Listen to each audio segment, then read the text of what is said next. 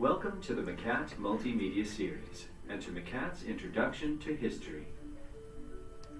History is the study of the past. It takes many forms, looking not only at particular people and critical periods, but also at great changes over thousands of years. It looks at the past from above, studying the development of states and the practice of power, and from below, seeking to recover the lives and times of those who went unrecorded in their day. Historians study continuity and change in economics and culture, gender and ethnicity, ideas, society, religion, the environment, and science. They borrow concepts and techniques from other disciplines, archaeology, sociology, anthropology. In every case, however, what they do is produce knowledge about the past. And that knowledge, in turn, helps us to understand our present. If you ever wondered why it's worth knowing history, consider how difficult it would be to take a decision about anything without knowing what happened yesterday, or how poor our knowledge of the world would be if history was policed by the state and rewritten to order as it was by Big Brother in 1984. History has been written since the days of ancient Greece. Herodotus, in his histories, and Thucydides, who wrote the history of the Peloponnesian War, took trouble to gather evidence, tried to work out what was reliable and what was not, and were fascinated by cause and effect. A few hundred years later, in China, the grand historian Sima Qian wrote history that was not paid for by the state and included accounts of everyday people as well as rulers and their generals.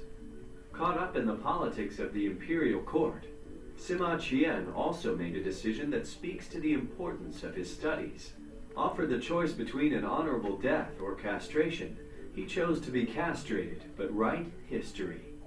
Yet while history can claim to be among the most significant of academic disciplines, it has never developed the same core of theoretical texts, models, and required courses that other subjects have. That's because historians are endlessly confronted by complexity. They have to recognize how many different factors combine to cause events, and how unique those combinations are. This also means that history is often open to a variety of interpretations.